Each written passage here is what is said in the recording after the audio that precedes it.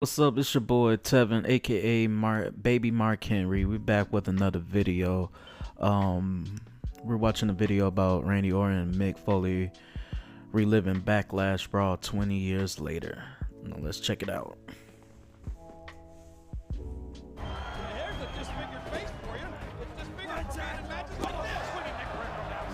I I remember thought it this was match. really special for Mick Foley to come out of retirement just to work with me. Backlash. This was a month after I just picked up a win against The Rock and Mick Foley at WrestleMania 20 in Madison Square Garden, and I'm flying high, man. I felt like I had one last chance. I'd played it safe at Mania, which is fine. But you don't get into the WWE Hall of Fame by playing things safe and being fine. And I thought, I've got this one last chance. I've got this amazing young athlete. We're in a situation where he can help me have the type of match I need to have to feel complete, and I can help him take that next step up the ladder. And it was a big step, but I wanted to do something special. I was the Intercontinental Champion. He's got to prove that he's still got it. One of his best After runs. being retired for 4 or 5 years, so he hadn't had a match in quite some time. And I thought, given his age and experience, it was a performance for the ages.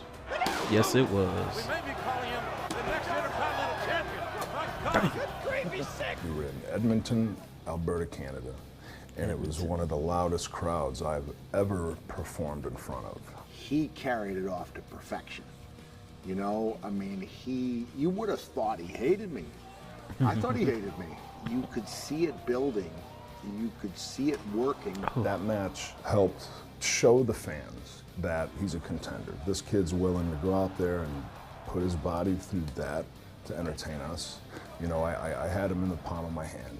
Mick had him in the palm of their hand, and they were eating it up and enjoying every minute of it. And they got to witness me bleed for them. Barbie. Look on his face. That's the real deal, man. Things are not looking up for Randy.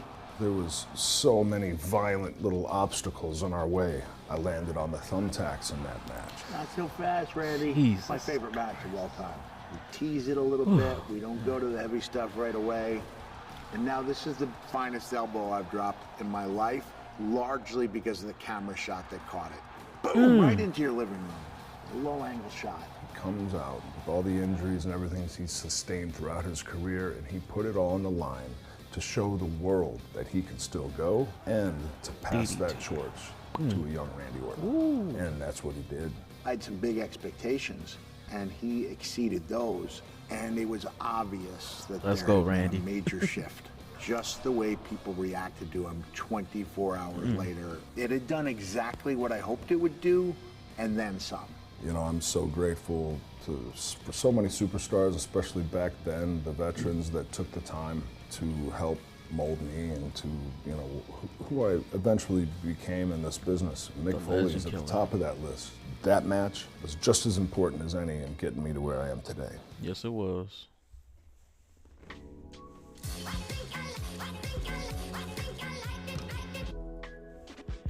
Man, what was y'all thoughts on that match, man? That was one of my favorite matches by Randy Orton. And of course, you know, the great Mick Foley, man.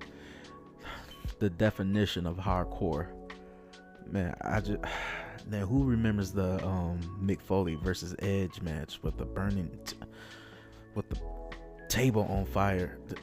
Man, memories, man. I wish wrestling could get back to that today, and I know people are not fans of that kind of wrestling, especially when you have promotions like GCW where that's all they do is hardcore matches.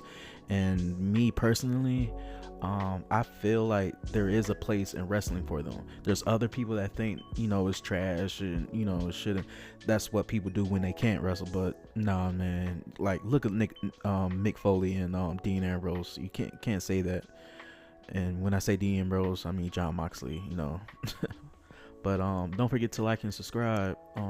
We catch you out next time.